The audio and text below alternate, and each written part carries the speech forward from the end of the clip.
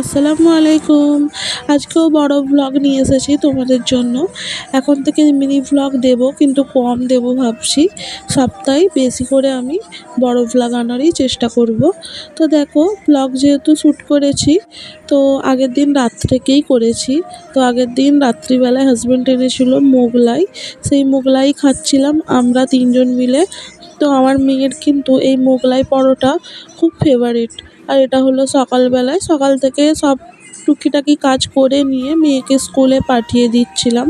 মানে স্কুল বলতে এখানে যে অঙ্গনওয়াড়ি স্কুলগুলো আছে সেখানেই পাঠাবো, কারণ মেয়ের ৪ বছর পূর্ণ হলে ওকে স্কুলে ভর্তি করব। তো কাছাকাছি স্কুলে ভর্তি করার ইচ্ছা আছে। আর এখানে ও দাঁড়িয়ে আছে আমার জায়ের মেয়ের জন্য, কারণ আমার জাই ওদের নিয়ে যাবে আজকে। আর আমার মেয়েকে কিন্তু আমি স্কুল খুব একটা পাঠাই না, কারণ অনেকটা দূরে যেতে হয়। আর দেখো, দুধওয়ালা চলে এসেছে দুধ দিতে। তো এখানে মেয়ে একটু ওয়েট করুক, আমি চলে যাই ওদিকে। আর ও চলেও গিয়েছিল তার একটুখানি পরে। তো এখানে আমায় কি বলছে জানো, বলছে মা তুমি যাবে। মানে আমার যা যাচ্ছিল তার জন্য ও আমায় জিজ্ঞাসা করছে, আমি যাব না বলেছি বলে বলছে তবে আমি ডিম নিয়ে চলে আসবো।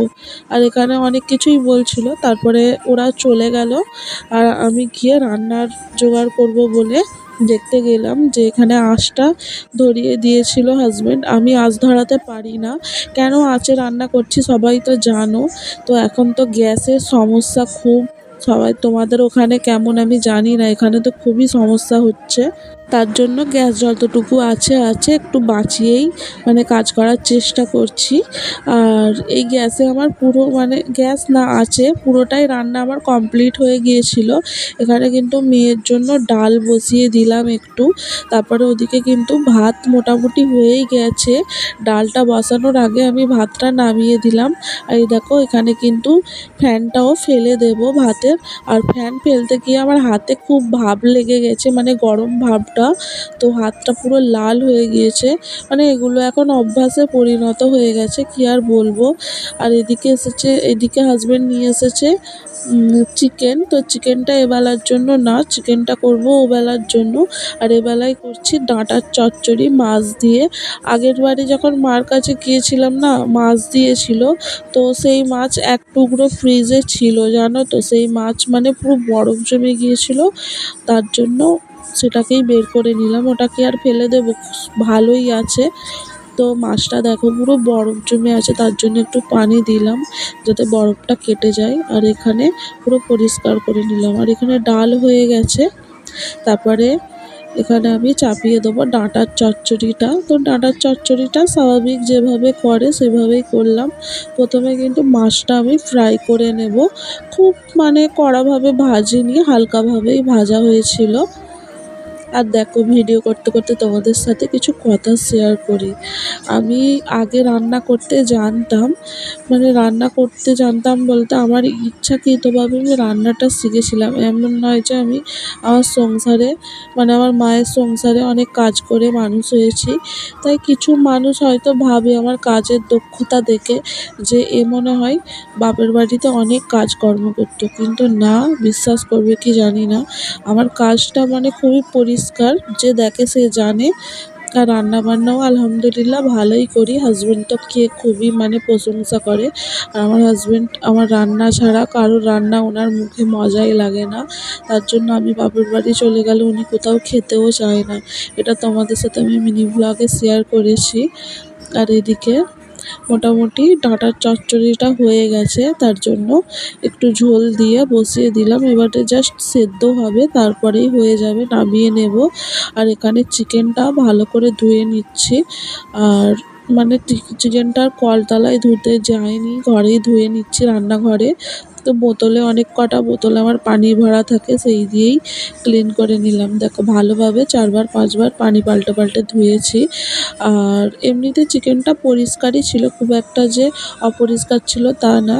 আর এদিকে পেঁয়াজ কুচিয়ে রেখেছি, তার উপরে আলুটাও রেখে দিয়েছিলাম চিকেনের সাথে। আর এখানে কিন্তু চচ্চড়িটা হয়ে গেছে, ডাঁটার চচ্চড়ি, তাইতে মাছ দিয়ে দিলাম।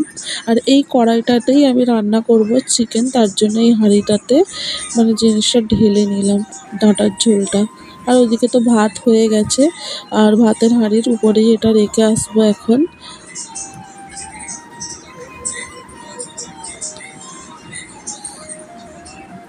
তারপরে এখানে কড়াইটা বসিয়ে দিয়েছি, এখন কিন্তু চিকেনটা রান্না হবে। তো চিকেনটা রান্না করতে গিয়ে মানে রান্না নয়, এখন ফ্রাই করব চিকেন আর আলুটা। ফ্রাই করতে গিয়ে দেখি যে কড়াটা মানে ভালোভাবে মানে গরমই হচ্ছে না, তার জন্য একবার গ্যাসে বসিয়ে নেব। গ্যাসে বসিয়ে ভালো করে কড়াইটা আমি গরম করে নেব। এই যে গ্যাসে বসিয়ে দিয়েছি, চিকেনটা ভেজে নিয়েছিলাম শুধু, আর পেঁয়াজটা হালকাভাবে লাল করে নিয়েছিলাম, রান্না করব যেহেতু। আর ওইদিকে ডালটা বসিয়ে দিলাম, কারণ ডালটা তখন সেদ্ধ হয়ে গিয়েছিল। আর ডাল ঘুটনিতে ঘুটে একটু নুন দিয়ে ডালটা এখন বসিয়ে দিয়েছি। ওদিকে ডালটা হতে থাক, ততক্ষণ আমি এদিকে চিকেনটা কিছুটা মশলা রেডি করে নিই। চিকেনটা ভাজা হয়ে গেছে, আর ওই তেলেতেই আমি পেঁয়াজটা ভাজতে দিয়েছিলাম, দেখলে চলে গেলাম আবার আঁচে। তো তারপরে এখানটা করে দাঁড়িয়ে দাঁড়িয়েই করছিলাম, বারবার আমি উঠতে বসতে অভ্যস্ত নই, তার জন্য আমার খুব কষ্ট হয়, তার জন্য দাঁড়িয়ে দাঁড়িয়েই করে নিলাম। এই দেখো, আর এটা আমার বড় স্ট্যান্ডে সেট করেছিলাম, ছোটো স্ট্যান্ডটা থেকে বারবার পড়ে যাচ্ছিলো। আজকে আমার নতুন ফোন পড়ে গিয়ে মানে উপরের যেই প্রোটেকশান কাঁচটা থাকে সেটা একটু ভেঙে গেছে, তাই হাজব্যান্ড দেখেনি, দেখলেই বলবে যে নতুন ফোন এক্ষুনি ভেঙে ফেললে। আর আমার দোষ নেই, কী বলবো। যাই হোক, এখানে রান্নাটা মোটামুটি হয়েই এসেছে, কষানোটা। তারপরে এই দেখো কত সুন্দরভাবে কষিয়েছি। আজকে চিকেন রান্নাটা না খুব ভালো হয়েছে, কারণ অনেক দিন পর গ্যাস ছাড়া আঁচে রান্না, তো ন্যাচারাল জিনিসের রান্নাই আলাদা, তোমরা ভালোভাবে জানো। তো এখানে ভালো করে নেড়ে চেড়ে কষিয়ে আমি পানি দিয়ে দিয়েছিলাম। তারপরে দুপুরবেলায় বাবুকে আগে খাইয়ে দিয়েছিলাম। আর এই দেখো ঘরটাও পরিষ্কার করে নিচ্ছি, তারপরে যাব স্নান করতে। আমার কিন্তু এখনও স্নান করা হয়নি। এ দেখো একটা অন্য চাদর পেতে দিয়েছি, তারপরে ওখানে অনেক কাপড় চোপড় জড়ো হয়েছে। এই দেখো, এগুলো কিন্তু আজকেই সব ধুয়ে দেবো, নাহলে কালকে অনেক জড়ো হয়ে যাবে। আর আমার যেদিনকার কাপড় সেদিনেই ধুয়ে দিতে ভালো লাগে, তারপরের দিনে অনেক হয়ে যায়, আমার ভয় লাগে দেখলে যে এত কাপড় আমায় কাচতে হবে আজকে। এই যে দেখো, দুপুরে খেতে বসবো বলে মানে সব রেডি করেছিলাম, চিকেনটা এরকম রান্না করেছি। আর এদিকে কিন্তু এটা আগের দিনের একটু তরকারি ছিল, সেটাকে ভালো করে ফ্রাই করে নিয়েছিলাম। আর এটা হলো ডাঁটার ঝোল। আর এদিকে করেছি ভাত, তারপরে বাবুর জন্য একটু ডাল করেছিলাম। ওকে কিন্তু এখন খাইয়ে দেবো, কারণ অনেকটাই বেলা গড়িয়ে গেছে, এখন কিন্তু 2টো বেজে গেছে। আর মেয়েকে মাছটা দিয়েই খাইয়ে দিলাম। আমার মেয়ে মাছ খেতে না খুবই ভালোবাসে, ও মানে মাংস ফেলে মাছ খায়। ও রাত দুপুরেও বলবে, মা মাছ দিয়ে ভাত দেবে আজকে আমায়। তারপরে এটা হলো সন্ধ্যাবেলায় 2টো গেস্ট আসার কথা ছিল। তো গেস্ট বলতে আমার জামাইবাবু হয়, মানে আমার মাসির মেয়ের আর কি বরেরা, মানে মাসির মেয়ের বর, মানে আমার জামাইবাবুই তো হবে। তো ওনারা আসবে। আর এই দেখো, আমার মনে হয় একটু ওসিডি প্রবলেম আছে, জানো তো। কোনো কিছু অগোছালো দেখলে আমার খুব মানে এত মানে কি বলবো, নিজেকে আটকাতে পারি না, সেইটা যতক্ষণ না করে মানে শান্তি পাচ্ছি। আর এইদিকে দেখো, আমার মেয়ে উঠে পড়েছে কাঁধে, উঠে বলছে আমি হনুমান। আর ওর আব্বুর এইসব অত্যাচারগুলো খুব ভালোই লাগে, মেয়ের অত্যাচার। আর ওই বোতলটা দিয়ে আজকে আমায় খুব জোর মেরেছে, কী বলবো, মেয়েটা এখন একদম কথা শুনছে না। আর এদিকে আমার হাজব্যান্ড একটা কাজ করছিল, না একটা কিছু খুঁজছিল মনে হচ্ছে, তো ওই ব্রাশ রাখার হেটাতে খুঁজছিল। আর এদিকে করেছিলাম রাত্রিবেলায় স্যালাড, আর চিকেনটা তো খাবো বললাম রাত্রে। আর ওনাকে বললাম তুমি স্যালাডটা লেবু আর নুন দিয়ে ভালো করে মাখাও, তার জন্য ওনাকেই দিয়ে দিয়েছিলাম। আর মেয়েকে রাত্রে ভাত খাওয়াবো বলে সবই নিয়ে বসলাম, মেয়েটাও এক গালও খেলো না, কারণ ও গেস্টদের সাথে একটু এটা মানে একটু আধটু খেয়েছে, ওটাই ওর হয়ে গেছে। ওই জন্য আমি ওকে রাত্রে কিছুই খাওয়াই না বেশি রাত হয়ে গেলে, ভাত খাওয়ানোর জন্য। তারপরে এখানে হাজব্যান্ড আর আমি দুজনে খেয়ে নিচ্ছিলাম। আর এই দেখো, হাজব্যান্ডকে আমি খাইয়ে দিচ্ছি। তো ওনাকে আগে আমি প্রায় খাইয়ে দিতাম, এখন অনেক দিন হয়ে গেছে খাওয়ানো হয়নি, তাই বললাম আসো তোমাকে এক গাল খাইয়ে দিই। তো এখানে উনি আর আমি খাচ্ছিলাম। আর মেয়ে এখানে দেখো ফোন নিয়ে পড়েছে, এখন কিন্তু অনেক রাত, 12টা বেজে গেছে। মেয়েটা তো ফোন ছাড়ছেই না, কি বলবো, ওর একটু ফোন দেখা অভ্যাস হয়ে গেছে।